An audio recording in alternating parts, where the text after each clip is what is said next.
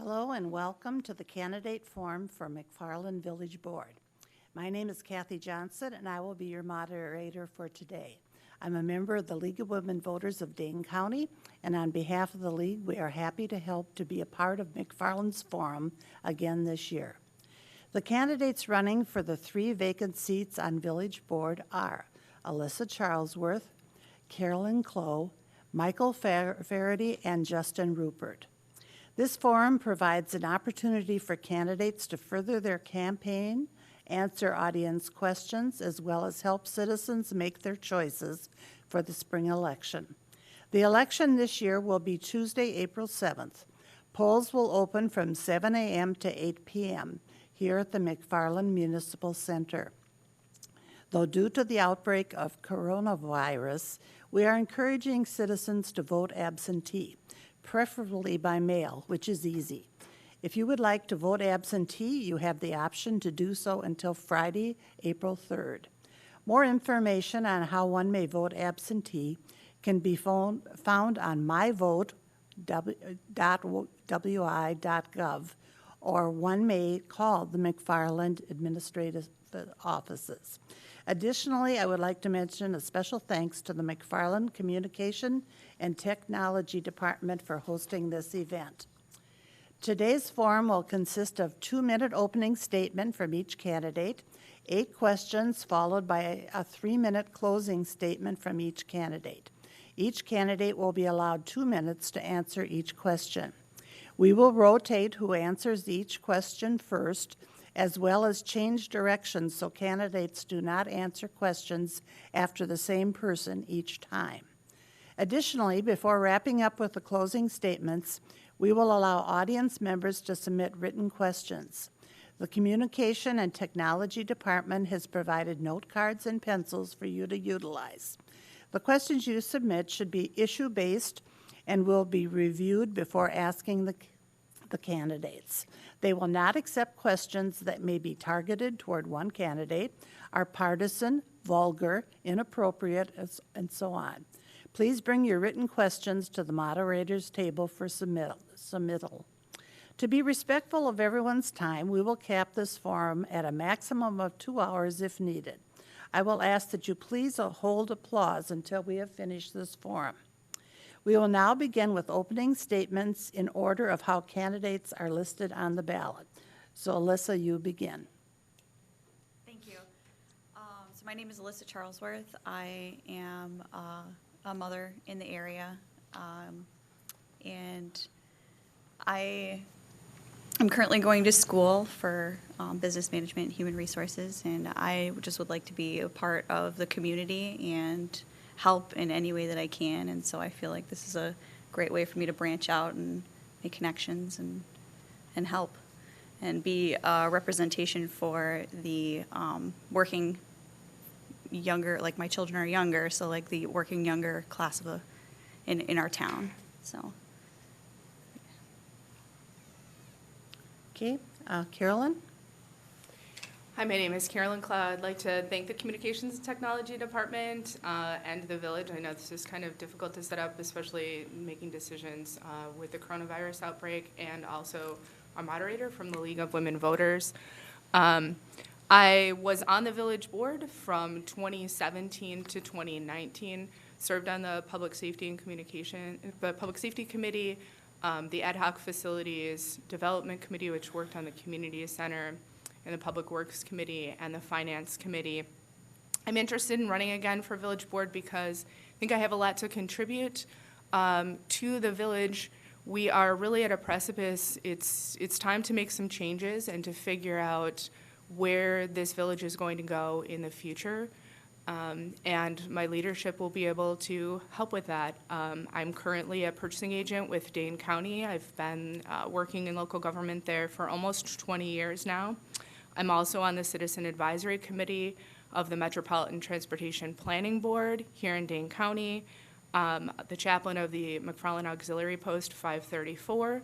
I'm a board member statewide for the Cystic Fibrosis Foundation of Wisconsin, member of the McFarland Family Festival Committee, and one of the founding board members of the Waubesa Wetlands Committee.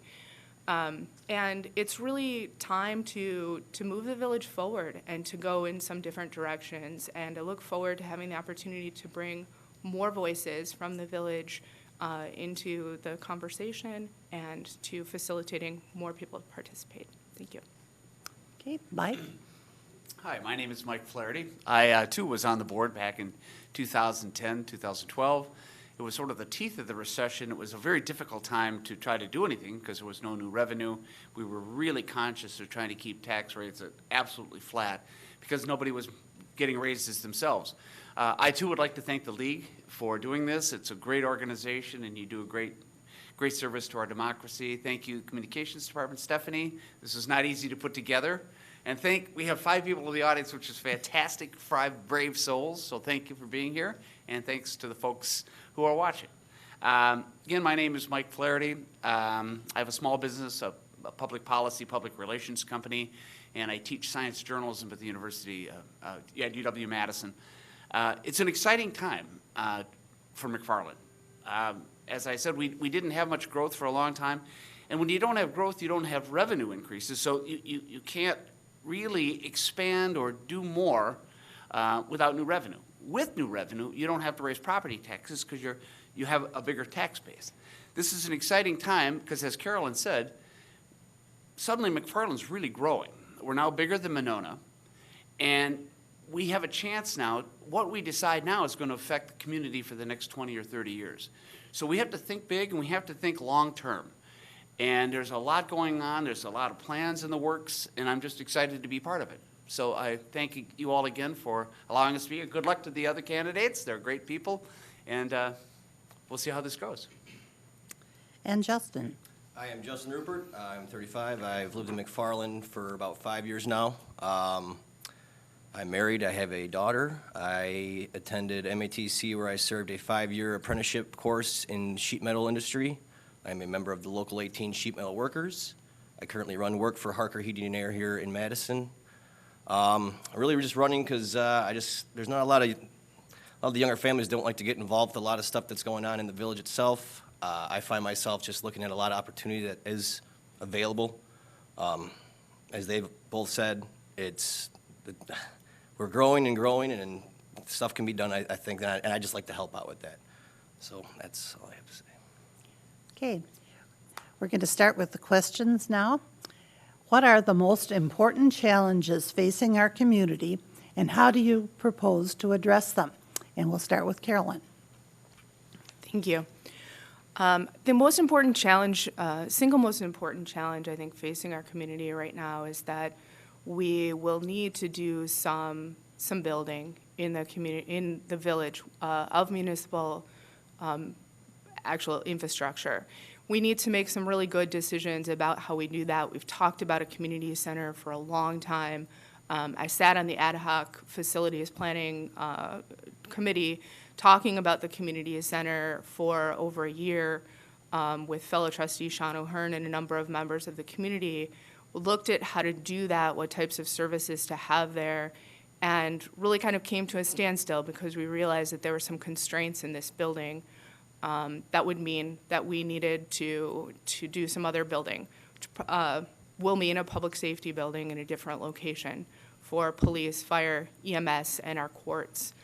Those are big projects for the village, the biggest project that the village has ever undertaken. And while we do that, the village will also be expanding. We know we've recently won an annexation lawsuit with the city of Madison. Who knows exactly where that will go. We also know that economics and the economy is always uncertain, probably a little bit more uncertain due to the coronavirus and issues that have been coming up in the last week. We'll have to deal with those issues. And we also have to look at, in light of all of that, where we want our community to go economically and to create a plan for development for this community. And it doesn't mean just building more municipal infrastructure. It means really deciding how we want to build our community and what we want to do with that. I will work as a member of this board, as I did when I was on the board before, to create a true plan. I've spoken up, I'm not a big fan of the implementation plan of the current strategic plan, but this board needs to do more, and I will help to lead that. Thank you. Mike? Well, I agree with Carolyn. With this sudden growth, we have a lot of opportunities and a lot of challenges. And it's important that what we decide now and how we plan is truly going to affect the culture and the environment and the livability of this community. Most of our Midwest communities grew up basically centered around cars. The new sustainable models are more interesting and more livable. And they've done a nice job. Every new development has pathways and bikes. So we need to look at what we do now in terms of, I love the whole idea of a community center. The idea is to move public safety out on Holshire Road. That gives us a chance to build an entire little campus downtown to give this a true community feel that's sustainable, livable, walkable, and it's an exciting time. Like Carolyn, there's a lot of plans in place, and there's a lot of room to improve upon them, and I'd like to be a voice to be part of that discussion. Okay, Justin. I'm along with both of them. We're growing so fast that there are many things like the community center I've heard about many times, and I think that would be a great way to start. I mean, if we can get someone with that. One thing I'm seeing is there's a lot of younger families with young kids. There's not much for them to do around. I think stuff as pools, splash pads, more bike paths through the parks, stuff like that, just to keep the community, just entertain those young families.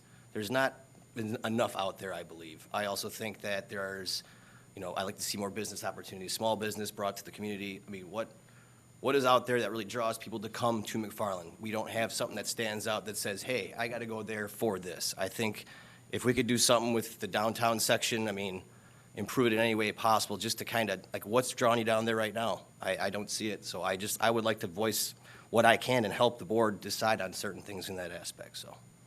Okay, and Alyssa. I'd like to agree with Justin. I do think that we are lacking a lot of options. I mean, we do have a lot of parks for children, but I think that, there are some things that we would like that we're not hearing, our voices aren't being heard, and I would like to help assist with expanding on those, like splash pads, parks for summer recreation and all of that stuff. And, yeah. Okay. All right, the next question. How important is the development of the park system to the overall quality of life within the community? And this time Mike gets to start. Well, if you go into any major city, parks define our communities. They define livable recreation space. They're places for people to gather. And in a community like McFarland, which is a bedroom community in Madison, places where people can gather, where the kids can play, where the kids can get outside, is crucial to the village, and it's also part of our culture. So, there's been some criticism that we have too many parks, and maybe that's legitimate. Maybe we close a few and expand the ones we have. I don't have a firm idea about that, but I agree with everybody here that if we want families to live here and enjoy here, we have to have a community that has amenities for children and for families and seniors. So I'll just leave it at that. It's pretty critical, and we have a lot of room to grow there. Okay, Carolyn. I think when you look at the overall parks system in the village of McFarland, we have a lot of parks. We have a parks master plan. We keep a 5-year parks master plan in place at all times. I think we really need to look at that master plan and make sure that it's taking the village in the direction that it wants to go. We have a lot of parks in the village. Many of them are small. The discussion about what amenities might be or might not be in the parks. We've talked about pickleball recently. We've talked about putting in an ultimate frisbee course, golf course, and we're working on that out at the Urso Schutz Park. We've talked about a water amenity, be it a pool or a splash pad. We need to figure out where those things fall within the priorities of the village and where those things fall within the resources that we have available for the village and how we can augment the quality of life for citizens. There's a lot of places right now to ride your bike. There's a lot of places to play in a playground. What would really enhance the park system would be actual programming taking place in those parks And that's not something that we have right now. That's not something that we have under development. It comes under a community recreation area of effort, and we don't have that area within the village right now, except in the school district. So discussions on how to work with the school district to build up community recreation and what impact that would have on the park system are really the most important discussions. Acquiring land, creating additional parks master plans, which keeps coming up, and the current board has dedicated a lot of resources to that, I don't agree with. I think we need to figure out how we're going to make those parks more usable and create more recreation opportunities for our residents using those parks. Okay, Alyssa. Thank you. So I have enjoyed the parks in the area, and I do like the numerous of them because my kids they call them by the colors of, because they're, there's the blue park, there's the blue-green park, there's, they don't know what they're actually called, but they call them by their colors. And so I do think that we do have a lot of parks, and I do enjoy that we have lots of options. Expanding on the need for water amenities, I think that that's a really good idea, and some people would say, that you could go to the high school pool, and I have enjoyed the high school pool, but it's the temperature is set for competition, so it's a bit cold, and my kids actually get very cold and their lips get purple if we spend too much time, and kids like to spend hours at the pool. So it's definitely something that I feel like we could expand on if it fits within the community and the plan and everything like that. But I mean, even with starting with a splash pad would be something that would be a good idea to try to implement. Okay, and Justin. I feel McFarland they have great parks. Some are smaller than others, but there's a lot for more kids to be entertained at a lot of these parks. I know that there's a lot of people looking for more recreational type stuff, as in volleyball, more softball. I know we have the 2 softball diamonds over off Silicow, but there's a whole demographic of people out there that are looking to get in some sort of activities, no matter, let's say 20s and up. You could have different activities within these parks, kind of like I think Carolyn was touching on. More programs that are, I don't want to say a league, but more just summer activities for these people to enjoy, to expand, whether it be pickleball, frisbee, workout, yoga in the park, just different things to help, I don't know, just keep people busy in the village itself. Also with having waterfront area on the park, I mean, if we offered more, I don't know, water sport type deals with rentals of canoes, kayaks, I don't know, something along that aspect is just another way to help the community stay active. Okay, next question, and it's 2 parts. What village committees have you served on, and what have you learned from that experience? And are there any committees you hope to serve on in the future? And we're back to Justin. I have not served in any village committees, so I can't really give you any experience that I've learned from any of that. If elected, I would like to serve. Along with the parks and entertainment aspect of McFarland growth with that, if there's anything with, I know, proposed splash pads and pools, I'd like to help out with anything in that. And then just growth with business. I'd like to have just a word or say and help along with any kind of growth we can have in that aspect. So. Okay, Mike? So I was on the Communications Committee, Economic Development, and Finance, and I learned a lot. I'm very pleased that in 2010, one of the things we were talking about was a full-time communications director. We didn't really have anybody in the village in charge of telling McFarland's story, and now we do, and I'm really impressed that the board has done that. Stephanie, welcome. It was something we really needed, and we've moved forward. We, back then, had a branding campaign. How do we want people to see McFarland? How do we want to talk about ourselves? And we finally got that done. So that's to the credit to the last board. I think you were part of that, Carolyn. I can't remember. In terms of finance, we're privileged to have a village that's very well run financially. This is a new administrator, and I haven't looked at the finances in the last couple of years, but I do know that the tax rate's been held steady, if not even declined, and we've gotten a lot done even with that. So it's a very well-managed and well-run village. I think taxpayers should be proud that they're good custodians of our money, and I continue to bring that perspective to the board as well. Carolyn? As I mentioned in my introduction, I served on the Public Safety Committee, served on the Public Works Committee, and I served on the Finance Committee as my 3 permanent committee appointments while I was on the board. I did that, all 3 of those committees for both of the years that I was there. I also served on the Ad Hoc Facilities Committee, which worked on the Community Center project. If I'm elected to the board again this April, I would be interested in serving on the Public Works Committee.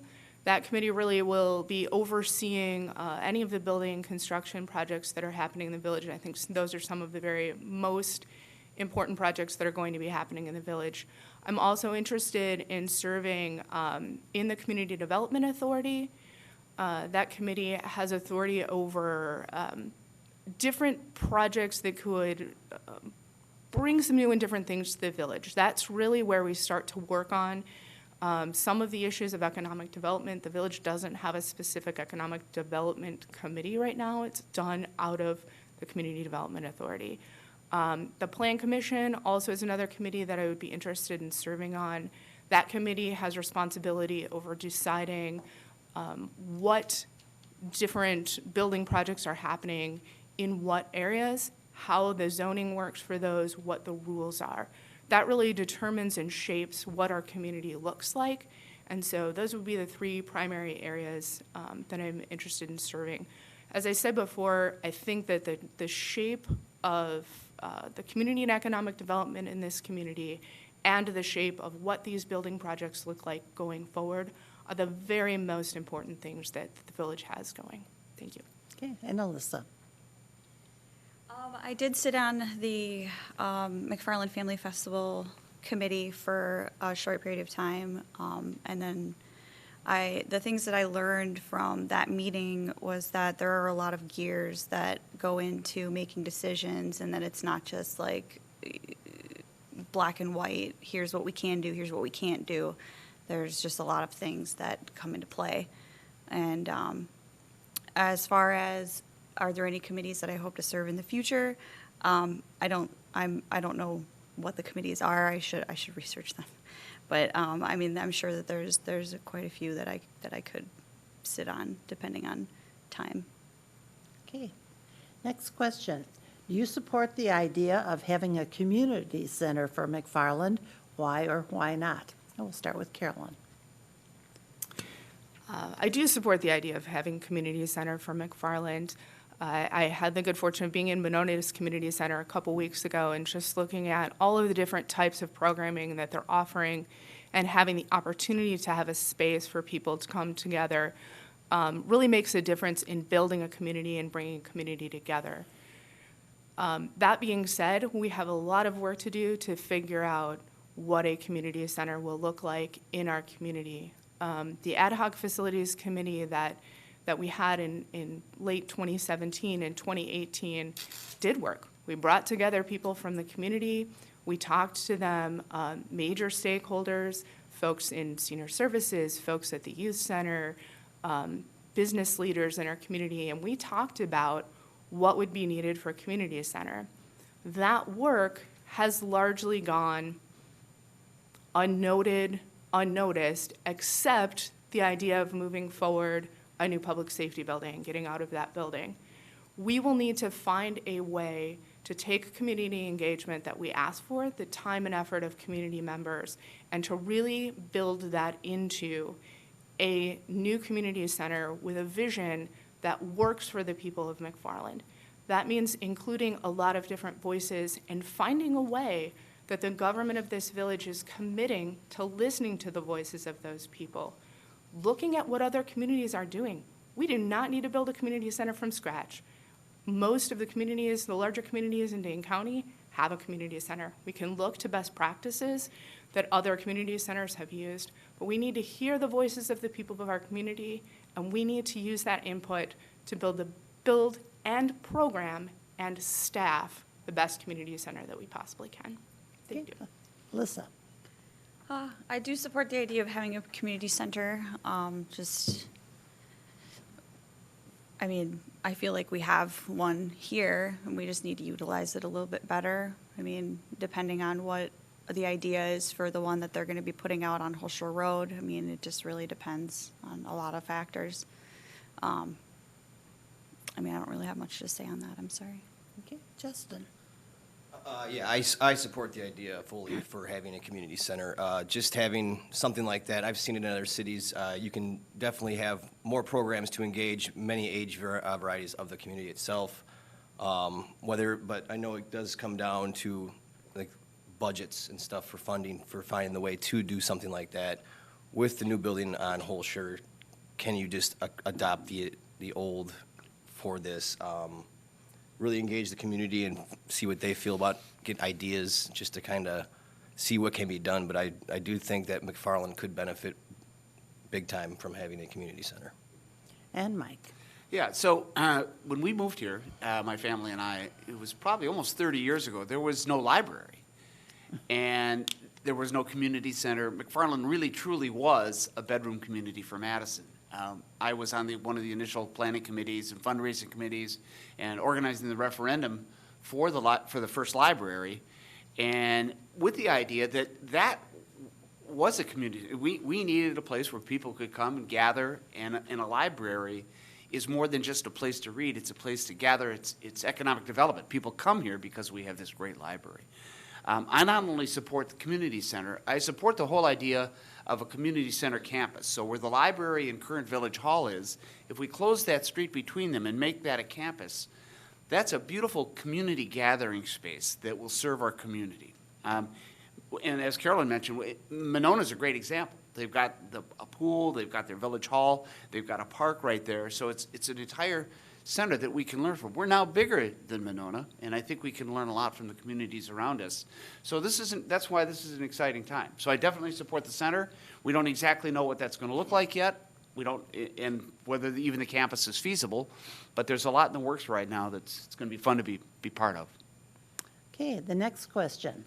Recently, the village has announced the creation of an ad hoc sustainability committee. Can you share some of your thoughts and ideas on how you would like to implement sustainability initiatives within the community? Starting with Mike. Well, I think not only do we need the ad hoc committee, but I think it should be a standing committee. And it's one of the things I'd like to advance if I'm elected to the board is making that a much higher priority in everything we do.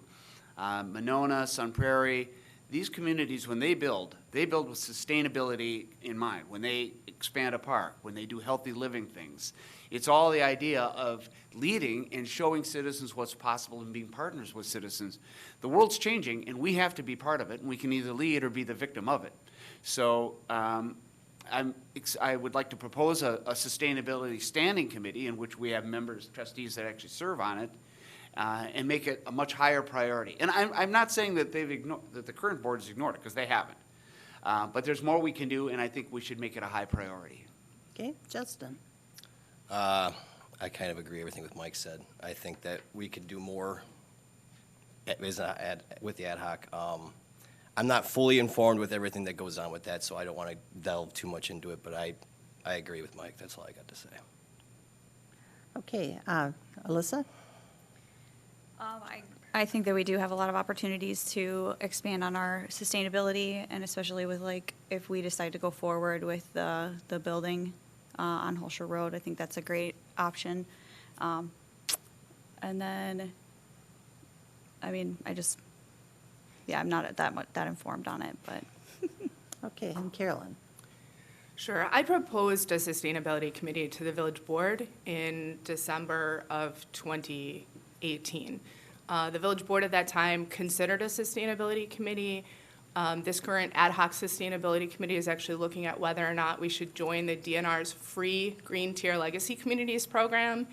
The board had the opportunity to consider that last year, had a presentation from the Green Tier Legacy Communities program director, and decided against creating a sustainability committee and decided against the village joining the Green Tier Legacy Communities program.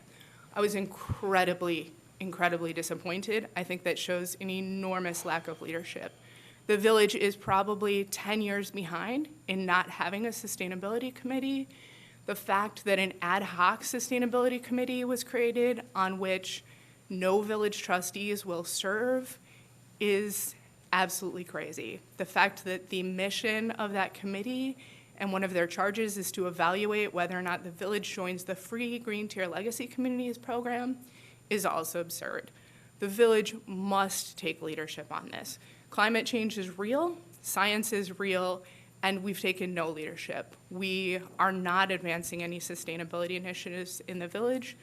And so the village itself, as a unit of government, is not providing the leadership that it needs to be providing to take on this very, very, very important issue. So I'm incredibly disappointed in the Ad Hoc Sustainability Committee. I have worked very hard to move this issue forward. I hope that a standing committee is implemented as soon as possible, and I will certainly be putting that forward as one of the first things that we do. And the fact that we would even begin to be considering several major building projects without having sustainability as a key component is incredibly disappointing. If you look at the strategic plan and what the community said about sustainability, it's required. It's science. Okay. Next question. What are your thoughts on the recent strategic plan for the village? Is there anything that you would like to prioritize during your time as a board member? And we'll start with Justin. With the recent strategic plan, I've only glanced at it. I'm not fully informed. I know that what some of the basics, but things that I would like to prioritize with my time as a board member is just helping out, making the decisions that's going to benefit McFarland in any way possible. Listening to the community, I would like to get them more involved, and really, it seems like not many people really are involved with what's being done around the village itself. I like to just see what the community has to say and then go from there. Okay, Alyssa?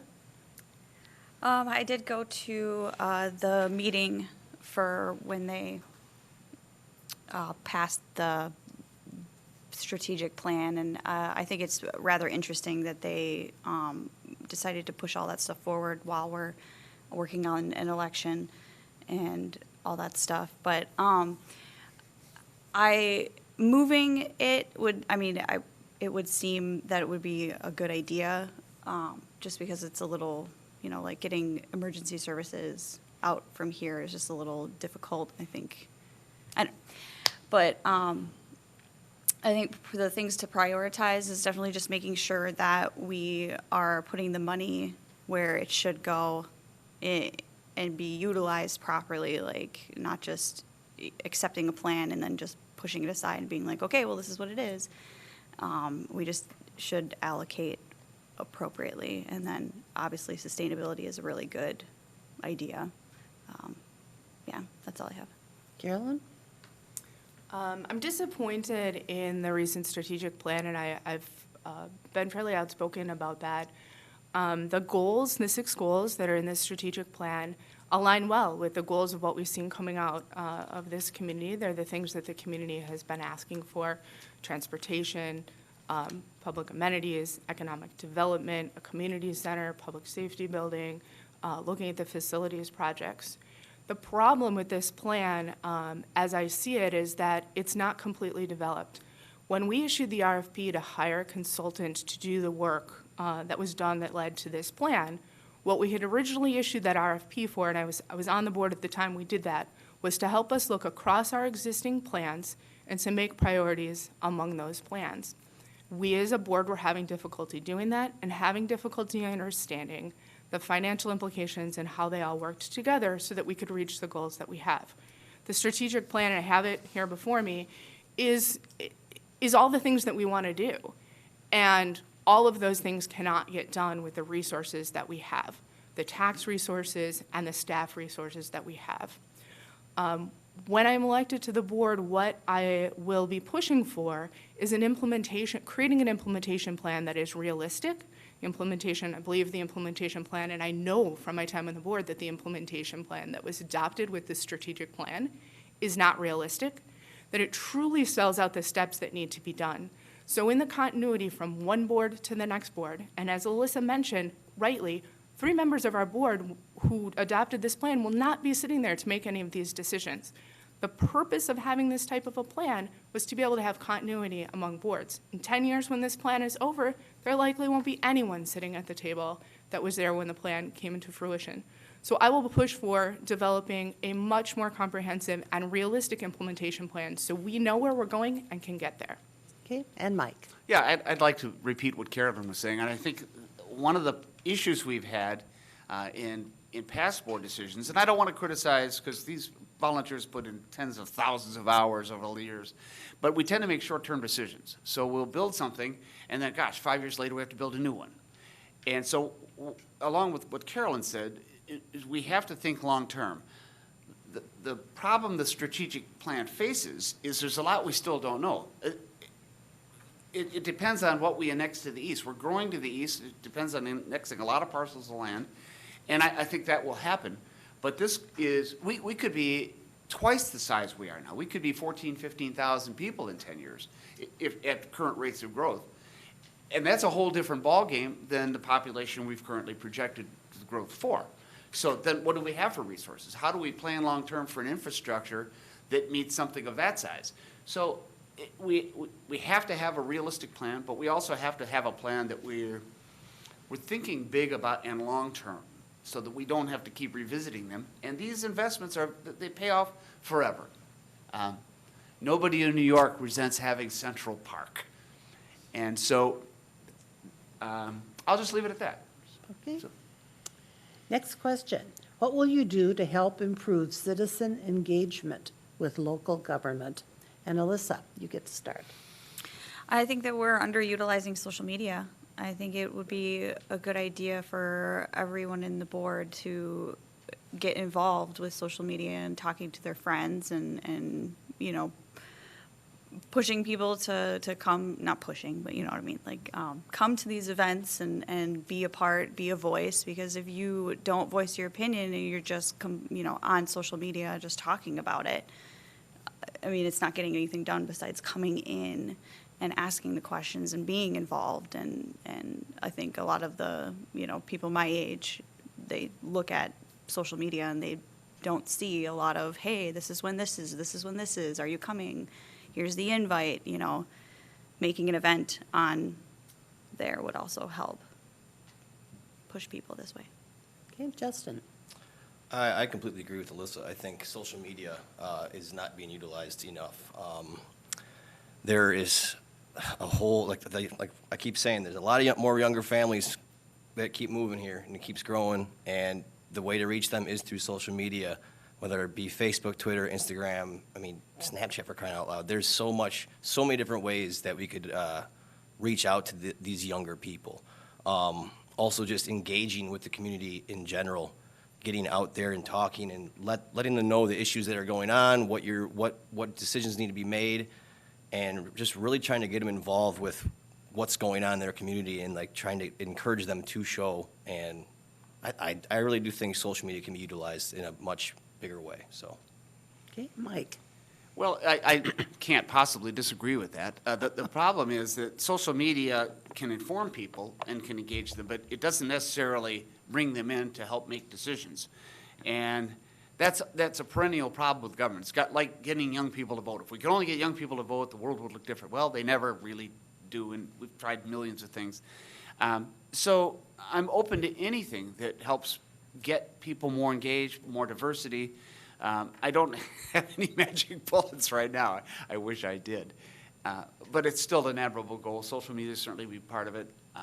And I wish I had more profound things to say about that. I'm in the communications business, and I don't know really how to do this, so I'll leave it at that. Carolyn. My primary interest in this particular area would be building up the community participation with a more diverse group and a more intentional group of committee members. If you look at the demographics of the committees in the village right now, inclusivity, diversity, gender balance is not something that we've been looking for a long time. We also have not been looking for really targeting people with the skill sets that we need to participate on our committees. So one of the things that I'm interested in, and it was the op-ed that I put in the paper after last year's election, was for folks to please be engaged in the local committee structure. And I think we need to build out a little bit more of an ethos in this community that we have a wonderful community, and we need the people who are here to take some of their volunteer time, some of their volunteer efforts, and to put that into building a better community. So we have a public works committee, we have a public safety committee, we have a finance committee, we have a community development authority, planning committee, communications and technology, and volunteer. We have all these committees. We have lots of people that live in this community that have expertise in those areas. We need 2 hours a month from folks to come out and serve on those committees and to help bring their expertise to build up the village. This village has a small staff, just as any community of this size would, and the expertise of the people who lived here, loaned 2 hours at a time in participation in these committees, can make a real difference to building things differently. And we need to be intentional to do that. It is not just going to happen. We know that because we have the committees that we have. So it would be very intentional in working on the recruitment of new people for committees to really amplify the voices, diverse voices of people in our community, and use the expertise that's already here. Thank you. Okay. If you received a $1 million grant for McFarland to be used in any way you wanted, what would you do with it and why? And Mike, we'll start with you. Great. Wow. Well, I'm an old newspaper guy. I came from a weekly newspaper family. I worked at the State Journal for 10 years. I was in journalism for 25 years.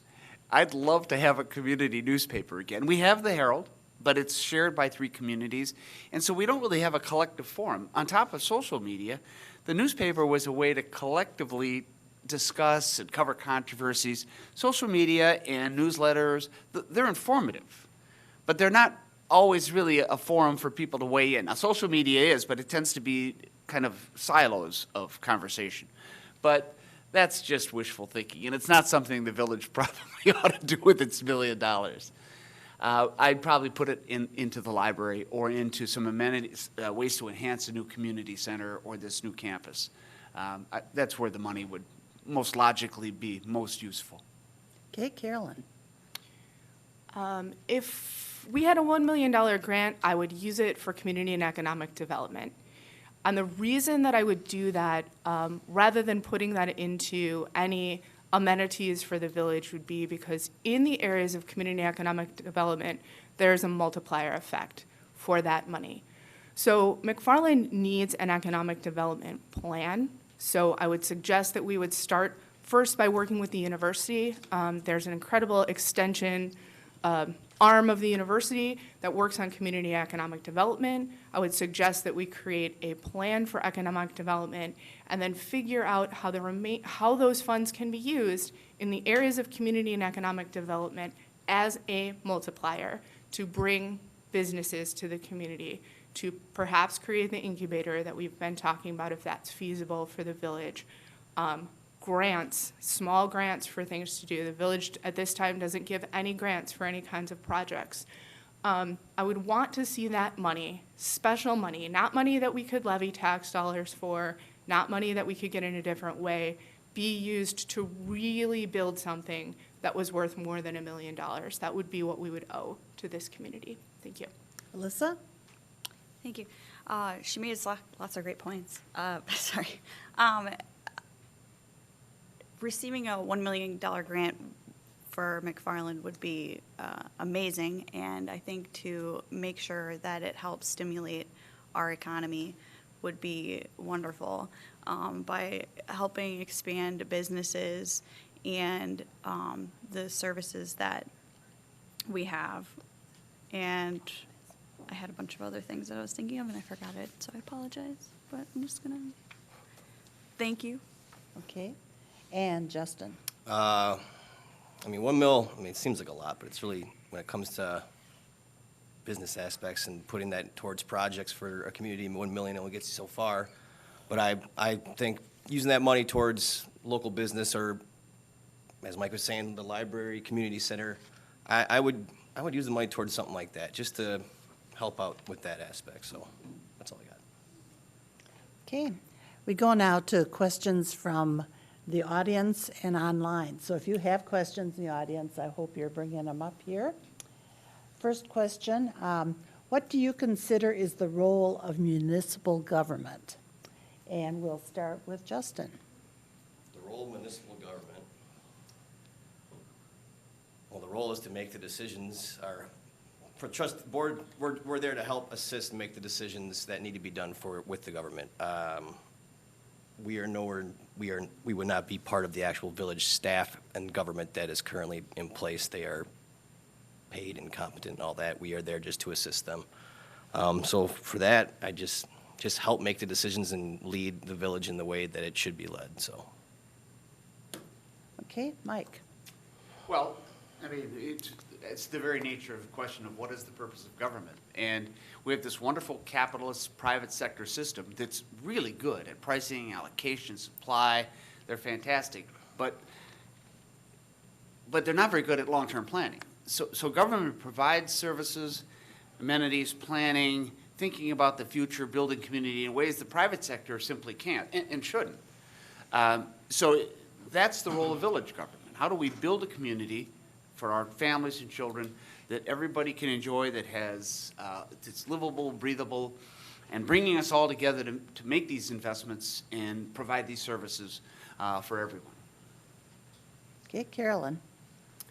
The role of municipal government is to provide a leadership in the policy and delivery of basic government services so that the people have what they need for livable communities. So the policies that we set here as members of the village board, those who have served, those who will serve in the future, that helps set the direction for where the village goes. And the basic services that communities provide for their citizens, trash removal, fire and EMS services, police services, snow plowing streets, our parks, those things are things that it takes the organization, the tax levy afforded to municipal government to have those things. So our role is to help to build the best community for the folks who live here and to look to the future to what the community will need going forward and to make decisions that are good for the people who are here now and good for people going forward out 10, 20, 50 years. We're living with decisions that the municipal government in this village made since its inception as residents now. Thank you. Alyssa? I think that the municipal government is definitely the best voice for the people, the citizens that are within the municipal. That's my short answer. Okay. Next question. What policy, ideas, or plans for the village, if any, distinguish you from the other candidates? And Alyssa, we'll start with you. Could you read the question, Kathy? Sure. Sorry. Yeah. What policy, ideas, or plans for the village, if any, distinguish you from the other candidates? And Alyssa. So I have been to a couple of the board meetings, and I've noticed that we're a little underrepresented in the younger community. I mean, younger, like my children are very young, and the other people on the board, which they do work very hard, and we do appreciate everything that they do. There's just not a lot of representation, and I would like to put my foot in the door and try to offer that representation. Okay, Carolyn? My commitment to sustainability and diversity in the village are two of the main distinguishing factors. I've been working on sustainability issues for the village since I joined the board for the first time in 2017. And so my demonstrated commitment to that distinguishes me from other members of the board. Also, the issues of diversity. We need to make sure that our community reflects the diversity of the people that live here and that we take into account all of the diverse people who live here, not just those who are fortunate enough to be able to attend these meetings or come and get appointments to a current village committee. The other policy idea and plan that I think distinguishes me is my commitment to creating a real plan for this community for economic development and for community development. We have haphazardly tried to move forward in these two areas for a long time.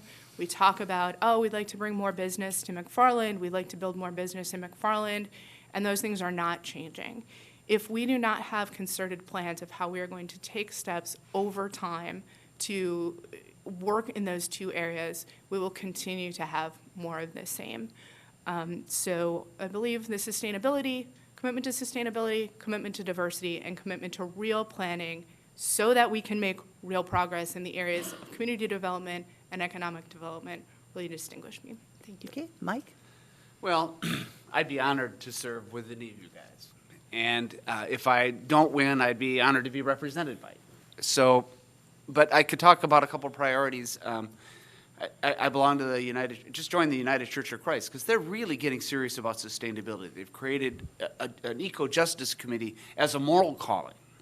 So I would bring that, their excitement and their expertise. They got this little committee, and they got wildlife biologists and prairie plant specialists. Just this little church has got all this expertise. It's just shocking and very impressive. And I think that's where we need to be to lead. The other thing that I'd like to emphasize is really close cooperation with our school system. We have this excellent school system that has a taxing district about a third, again, the size of what we have. They got all this expertise. So I think there's a lot we can do jointly with the school district that would really make us a tour de force to do things we probably couldn't do separately. So I'd like to be on that committee, the joint school village committee, and see what I can do to help build relationships with our schools. And we do that, but I'd like to double down on that in any way we can. Okay, Justin? Like Alyssa, I'm part of a younger demographic that's been taking over in many parts of McFarland, and I just kind of get in there just to kind of, so I can relate to them. I feel like there's just a bunch of people that I can relate with and communicate with to share their ideas. Also, along with what Carolyn said, figuring out a plan for the village itself so that we can actually start making some smart decisions and helping the village grow, with whether it be business, anything with the parks, with like a pool or a splash pad, just something to benefit the place is where I would be. So, Okay, next question. McFarland's senior population is growing as the baby boomers are getting older. What would you propose that would assist these citizens to remain self-sufficient? And we're starting with Carolyn. Thank you. The senior population is a lot of folks who've been a part of this community for a long time. People who have been here and worked to serve us, and the village needs to continue to serve them. And one of the conversations that we had when I was on the board, and I know is always an issue, is when you're moving everything to social media, and are you still providing appropriate services for our senior population? The community center, a lot of the discussions of the community center were really driven by the interest and need to have a place for seniors. So this senior center was the impetus for the community center discussions going back probably close to 15 years at this point. So building a community center hub will be very important. Working with our partners, much of our funding for senior services comes through money that we get from the county for serving those folks. One of the things we haven't gotten a chance to talk about yet was partnerships with our other units of government, state government, county government, other municipalities. So we need to continue to work with the county and figure out best ways to deliver services. Those services have been squeezed. Our lunchtime meal program here in McFarland has been squeezed, and there have been discussions at the village board level in the last couple of budget cycles about whether or not we continue that. I had voted to support continuing that when I was on the board, so that we would maintain that tradition, so when we got into a bigger facility and were able to better serve seniors with a better lunchtime program and more programming, that the program would have been in existence. So I think it's going to be really important going forward to both partner with the county and make sure that senior services are included in a very big way, that they're resourced properly, that they have enough space. We can keep our lending closet large and adequate when we go into a new community center building. Thank you. Okay, Mike? Well, I'm always glad to follow Carolyn because she's got so much more knowledge than I do. So I double down on that. I think the community center, a new community center, provides physical space. The current senior services is just a small little office with a couple people that are there, and they really do great work, but they need more resources, and there's a lot out there we could be doing and coordinating to do that. And it comes down to facilities and programming. I don't exactly know what that looks like. I'm about to become a senior, so I guess I'm going to learn pretty soon. But the other thing that many communities are doing, and we're doing to some extent, is the thing called walkability. So, for example, if you're a senior and you want to go to the bank, you really have to get in the car. You can't get across 51 without taking your life in your hands. So is there a way we could build a pedestrian bridge over 51? Or is there a way to make that more accessible so we can walk to places instead of having to get in the car for everything? And that's a healthy lifestyle thing. That's a fitness thing. And it also makes this place a better place to live. If you don't have to have a car for everything, it changes the very nature and ethos sort of a community. So there's a couple things that I've always, I'll leave it at that. Justin? Kind of piggybacking off both of you guys, I agree. The community center, I think, is a very good idea. Not only for entertainment, but you can also have the materials they need for, let's say, computer labs or anything like that, so that they have access to use those things. I also like the idea of a crossway over 51. That is a busy road for people that can't, get along as well as they would like. To have a safe way for them to get to the shops that they need to attend or get to would be a smart thing to have. So, Alyssa? Thank you. So, if we, deciding to move to the building to Holscher Road, there is a lot of younger communities there, and then a lot of people still own, the elderly community still owns their homes in this area. So would there be, them to be able to get to these facilities as well? So I think it would be good to maybe look into planning some sort of transportation just in case if they can't get to Holscher Road, if that's where we're deciding to put, some of the senior services. That's just something that I wanted to add, which I do agree with a lot of the points that they all made as well. Okay, I'm going to condense this question a little bit because it's a whole page, and I don't know if you want to deal with that without a script in front of you. It's talking about the spending that's making it hard for seniors to survive in the community, asking the difference between projects a need or a want. What do you propose to do to alleviate some of this tax burden on seniors in the village so that seniors may remain in their homes? And Mike, you get to start. Oh, great. Well, I think the past village boards have been good stewards of taxpayers' money. I think, if I'm not mistaken, the tax rate actually went down the last 2 years. And that's one of the things that growth gives you. It gives you more revenue without having to raise individuals' taxes because you have more people paying into the pot. And the village portion, and Carolyn, you would know off the top of your head, but I believe the village portion is about 1/3 of the property tax bill, and the schools are 2/3. So there's only so much we can control. I think anything we do, as Carolyn said, as everybody kind of here said, we have to set priorities, and we have to work within that framework of what we can afford. And anything that blows up the tax rate, it's going to be a non-starter. I don't know if we can dramatically lower taxes to ease seniors' burdens. To do that, we'd have to say, what are we doing now that we're not going to do anymore? Or what are we going to get rid of? What are we going to sell off to the private sector? And those are discussions I don't think I'm prepared to have right now. I don't have a clear thought of what that would look like. Okay, But I do know we could be conservative with the resources we have, and that would be my priority. Okay, Carolyn? This is the crux of the conversation, as far as I'm concerned, is what is the impact of the tax rate on the citizens of McFarland? So, yes, the mill rate has stayed steady or gone down, so the rate that the village is charging, but the assessed value of people's homes has gone up. So when you look at your property tax bill, you're paying more. I'm paying more. Folks up here that are sitting here are paying more. People in the village are paying more. When I walked into the village office, administration office, the very first time to file my paperwork, there was a gentleman in there, older gentleman who was paying his property taxes. This is 2016 going into 2017. He said, this is the last time I'm going to be able to pay my property taxes in the village.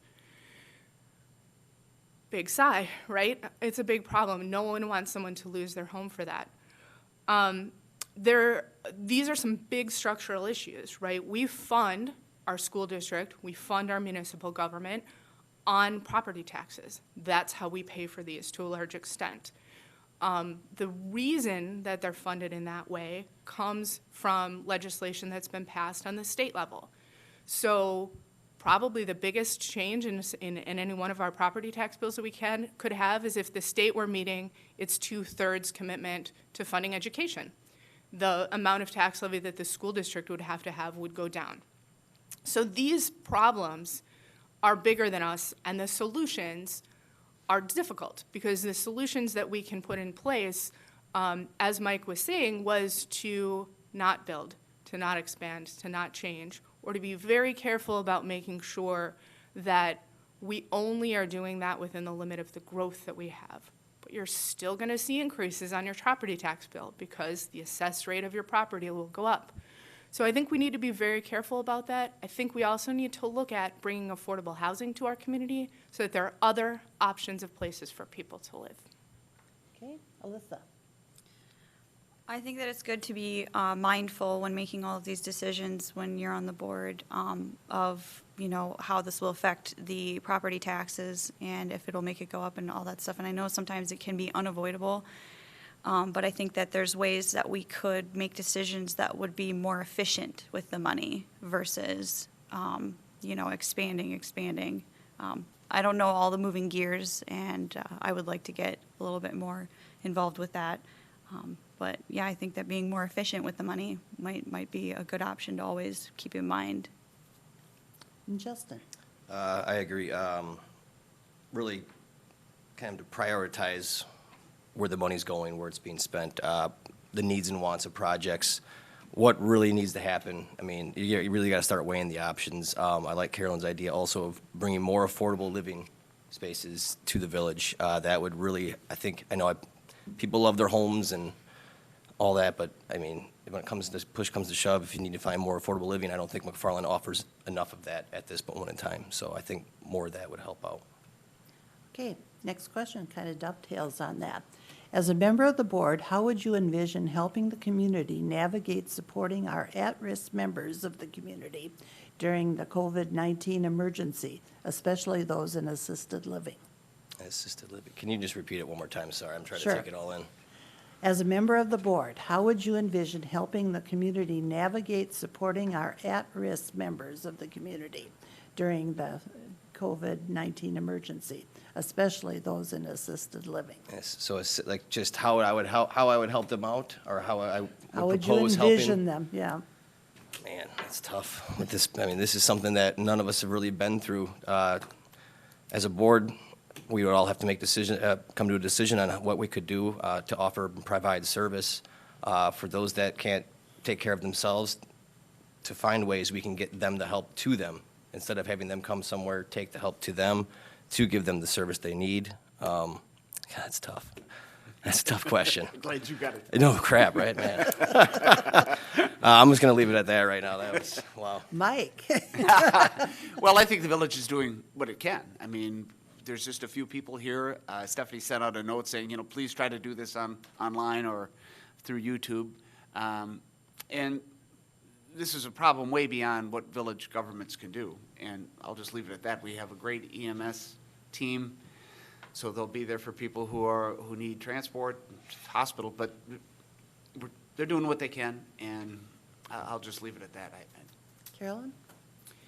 What the board, and I think us as candidates who have put ourselves forward as members of the community who are leaders or who are looking to be leaders, what we can do is provide leadership at this point. And what that means is really looking to the professionals, the scientists who are providing the resources and information that we need. So in our community, it's the Madison-Dane County Department of Public Health that's providing leadership and resources. We need to be the leaders and be out there making sure that we are encouraging people to follow the advice that they're being given. There are not any particular extra special precautions that this board or any board would have to be able to protect at-risk members. It is bigger than the people who are sitting up here, the people on this village board. We need to encourage our staff, so our police chief, our fire and EMS chief, our administrator, to be following the best guidance that there is, and they're doing that. I saw coming through my Facebook feed a message from our police chief about the precautions that were being taken, message about how fire and EMS will be working. We've encouraged people when they're calling in about a fire EMS call to let them know in advance, our 911 operators, if someone in the household is sick, so that the fire and EMS workers can take precautions. The police are working to not have as many face-to-face interactions in cases where that's not needed. Our administrator released at the end of the day on Friday special guidance about canceling activities for senior services, for our library services, and other events that are happening in this building. So I look to the board and to any of us as candidates right now to be leaders and show the community the best of what we can do. And I encourage everybody in McFarland to listen to those same resources and be the best community members that you can be. Okay, Alyssa? So I think what's important right now, especially with seniors and being in senior living and a situation like that, is communication. Reach out to these people in the way that they're comfortable, by phone. Obviously, they're not on social media, but communicate with them and then be the bridge saying, hey, I have a citizen that needs help, that needs some supplies, or, beyond medical care, obviously, but I'm saying as like a citizen, just being that helpful bridge and like doing what you can to help support them through this crisis that we're going through, because I'm sure we're all very worried about what we're doing in our own families, but some of us are concerned about our elderly citizens. Okay, next question. What do you believe is the role of a village trustee in relation to village staff responsibilities? And Carolyn, you start. Sure. This is an easy question. Trustees are there to provide policy direction and to provide planning direction. They're not there to carry out the day-to-day work of the community. It's a responsibility of trustees to listen to the citizens in the community, to help make sure that their concerns are properly directed to staff, and to bring concerns to staff if they have them. But we are not staff, we are policymakers, and we can use our policies for good or for ill, but trustees set policy. They don't do the day-to-day work of the village. Thank you. Okay, Alyssa. Making sure that we are listening to the citizens, but like Carolyn had said, that it's not. Can you repeat the question? Sure. What do you believe is the role of a village trustee in relation to village staff responsibilities? Okay, so they're the village trustees are there to help making the bigger end decision results and stuff. The staff is there to help facilitate the decisions. Okay, Justin? I completely agree with Carolyn. We are here for the community. We're here for the citizens to hear what they have to say and listen and make decisions based upon that. We just assist the village staff. The village staff gets paid to work every day and maintain what's going on. We are just here to kind of help alleviate certain decisions that need to be made for certain things in the community. Okay, Mike? Well, I'd like to repeat what everybody said, that we hire a village administrator. He's the chief executive. He runs the village government. That's what he's hired to do. I do think it's imperative that as trustees, we sit down with department heads so that we have a really clear view of their world and their challenges, so that we can make policy decisions that help them be effective. We're not managing them. We're not trying to oversee the city administrator, but I do think it's important we really have our minds around how each of the department works and what they do.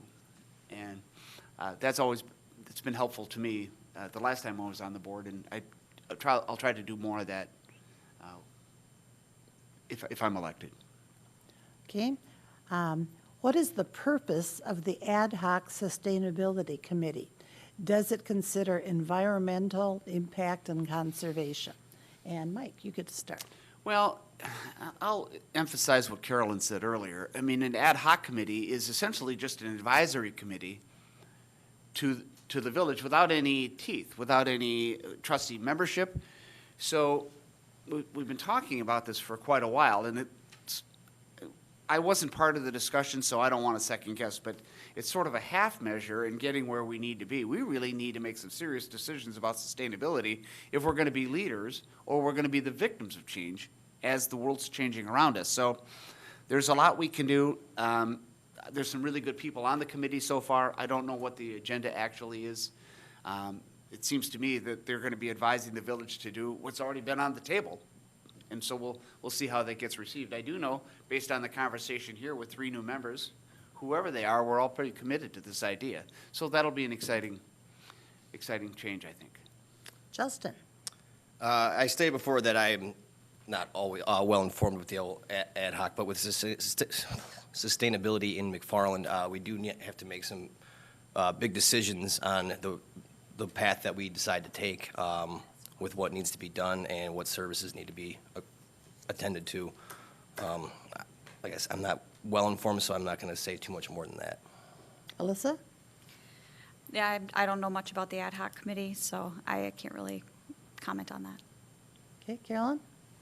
I don't believe that there is a purpose of the Ad hoc Sustainability Committee. I'm disappointed that it was formed in that way, and I'm disappointed that the resources of really committed and engaged members of our community are being asked to participate in an ad hoc committee when they could have been asked to participate in a real committee. Okay. Now get up. Did everybody have that question? Yeah. Yeah. I'm trying to do 2 things at once. That never works for me. You're doing a great job. Are there any more questions from the live audience? If you've got one, can you write it down and bring it over? What's the ad hoc committee? Well, it's a volunteer committee of people in the community that are being created to talk about sustainability and what the village needs to do, and then advise the village board on what it should do next. So all Carolyn's saying, and Ron, did you want to add to that? Okay, so that's what it is, and then they'll take that advice to heart, and maybe they'll advise creating a standing committee. But it seems like we kind of had that discussion, but I don't want to second guess how we got here, but that's what it is. Anybody else on the panel want to comment on that? Well, that was actually my question. So sustainability, is that just a long-term vision, or does it have anything to do with, how long things are going to last, how it's affecting the environment? What is the whole term sustainability? Well, like this, Monona actually has a full-time employee that's in charge of looking for ways to reduce energy use, investments in solar, rain gardens, how they're doing, so it's a million little things. So a little environmental impact type thing. Right, but also energy management, alternative ways of providing services, that kind of thing. So with an eye for reducing our impact. So I wish there were a more clear explanation, but it usually plays out in a lot of little individual decisions and some really big ones. So if we build this public safety building, it should have solar. That's where the world is going, and we can reduce the energy bills. I think Sun Prairie is saving like $300,000 a year on electricity through its solar system. That, anyway, So, Yeah. and Carol? these sustainability committees are talking about environmental sustainability. It's very common. Most communities have an environmental sustainability committee. They're calling them sustainability committees, but they're focusing on the environment, right? It's a good question because you could be sustainable in a lot of ways, right?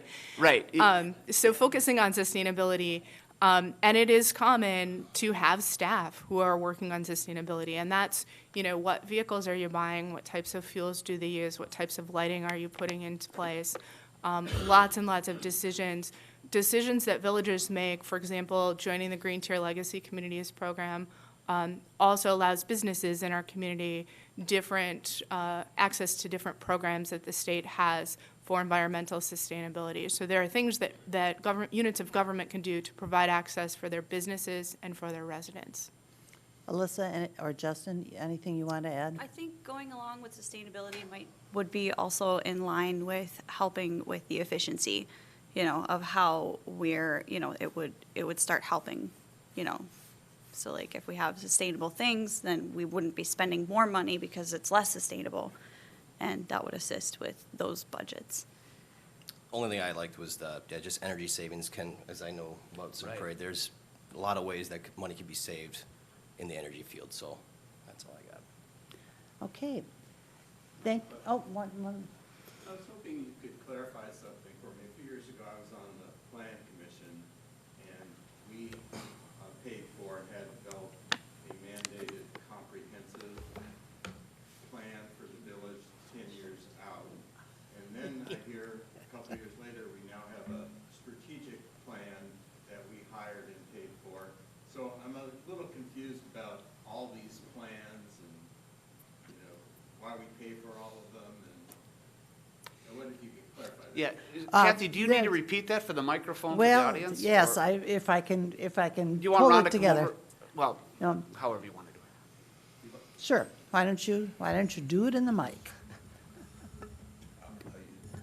I was hoping you could clarify something for me, because a few years ago, I was on the Plan Commission, and we had a mandated comprehensive village plan that was developed that we paid for. We spent many hours with the person developing it coming in, and my recollection, it was supposed to have a village, a vision of the village, for quite some time, maybe 10 years.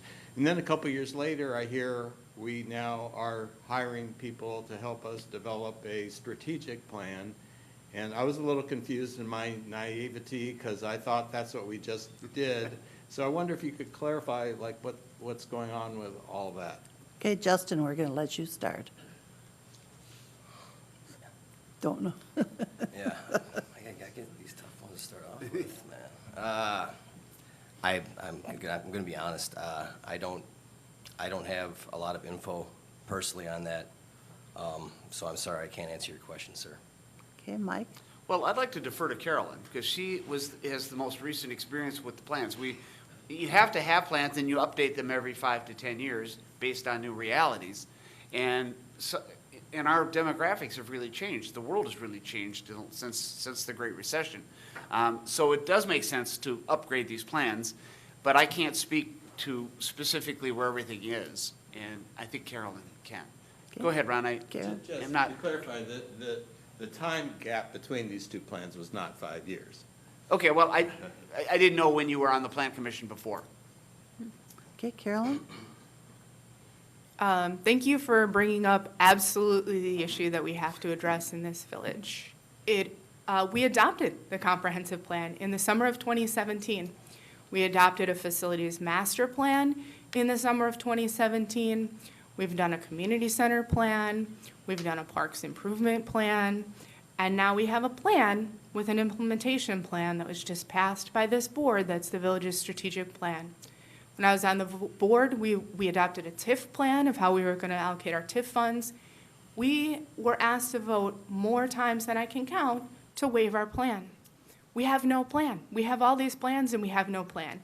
And when we sat there as a board and tried to make decisions, we were like, we don't know how to balance our plans against each other. So we made another plan that doesn't make any sense. Comprehensive plan is mandated by the state to be done every 10 years. We spent a lot of time in our comprehensive plan, not a few months with 2 meetings, many, many months, most of a year, updating a comprehensive plan that had been done 10 years before with all the work that there was behind that and the plan that was behind that. And all of that is just nowhere. We are not following our plans. There's no one in this village who knows what we're doing with these plans. And I'm incredibly disappointed in the way that this came out. What we had talked about doing when we put out an RFP for this strategic plan was help for the board to align the plans.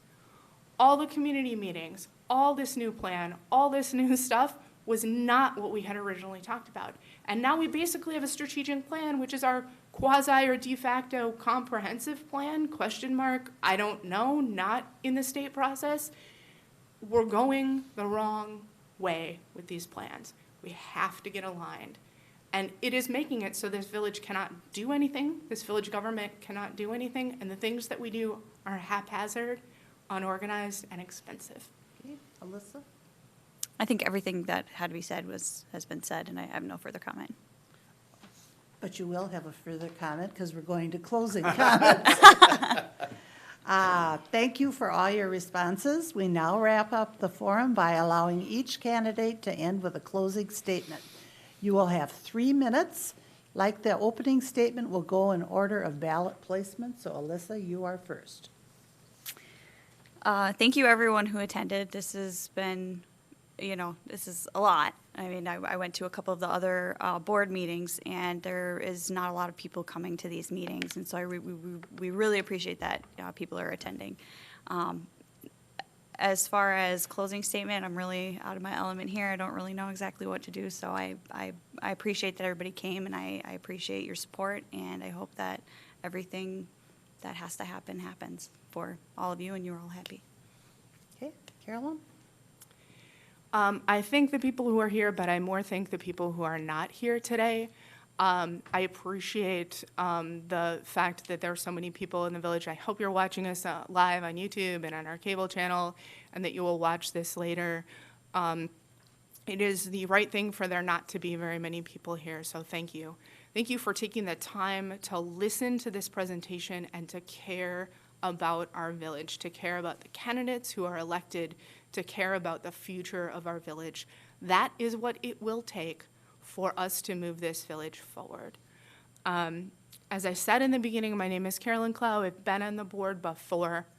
I am interested in being on the board to provide additional leadership, to move our community forward, to be able to actually take action on some of these things that we have talked about for a very, very long time. This village needs to undertake building projects. I've done building projects. In my role at the county, I have helped with the county's building projects back to when we put up the courthouse and opened in 2006. We need to have leadership in these building projects. We need to make sure that those are carried out in an efficient manner, that we know how we will staff and program the spaces that we are building. The departments that are affected are included in the process and get the information and the input that they need to be part of that process. We need to work on economic development. I will use my time as a trustee on this board to help create an economic development plan and start working on an economic development plan that actually moves things forward in this village. And we stop talking about things that can't happen and start talking about what a real community just outside the city of Madison with 8,000 people can do to build economic development. People have done it before. We can do it again. We need some leadership in this area. I will work in the area of environmental sustainability. We must have this sustainability created. We must be thinking about sustainability, environmental sustainability in every decision that we make in the village. And I will also work to get more members of this community included. We need to be more diverse. We need to use the incredible talent of the people in this village, and we need to make sure that our village government is accessible to the people that it needs to be accessible to. So I thank you for taking the time. I thank Communications and Technology. I thank Kathy Johnson from the League of Women Voters and the other candidates here. I appreciate you all for listening, and I ask you to vote for me, Carolyn Clow, April 7th, or actually absentee before that. Thank you. Okay, Mike. Wow, I can't top that. Well, I think it speaks well to our village that we have 4 people running for 3 seats, and I'm just happy that we're all here, and it's been a great exchange and a great outpouring. Thank you all for being here. Thank you all at home for listening. One of the reasons that I'm excited to be on the board is we live in a political environment right now where the current angry rhetoric is all about today. You know, who's being overregulated, who's getting all the money, blah, blah, blah. It's hateful, it's stupid. And the village politic is a place where we can get things done outside of that awful rhetoric. So this is about the future. When we moved here, My wife and I were both from small towns, 3 children, and this was just a great place to raise our kids. I remember we just had moved here, and I overheard the crossing guard, a city employee, yelling at my son to zip up his coat because it's cold out here. And I thought, that's exactly right. It does take a village. And that's why we're here. What's the village going to look like in 20 years? How do we build community for our families and for our future children and their future children that's great, it's safe in the community we grew up in? So I'm going to leave it at that. So sustainability is key to that, right? How we build our infrastructure is key to that. How we serve our seniors is key to that. Facilities for kids to make this a nice place to live and for kids to play. That's part of why we're here. It's about the future, and I'd like to be part of that conversation. I'd also be privileged to serve or be represented by anybody here. Okay, Justin. First, I'd like to thank Kathy. Thank you for everything. Communications technology. Thank you for setting all this up. The 7 of you, brave souls, thank you for coming. Everybody watching at home, I appreciate it. As I said, I'm Justin Rupert. I kind of want to just have a voice for the younger demographic in McFarland. I feel like I can relate to them very well. I like to bring their ideas along with some others just to kind of guide their way. You know, I mean, we're growing. There's a lot that could be done, a lot that we need to address. So I know out of the 4 of us, you're going to get 3 great ones, but on the 7th, I would appreciate your vote. Thank you. Okay, thank you, candidates. And thank you to everyone for attending and listening today, both in person and via live stream.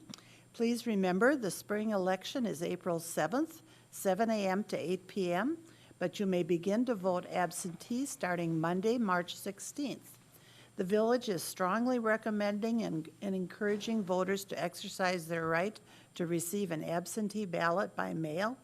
Visit myvote.wi.gov or call the city clerk's office for more information. Stay healthy and have a great day.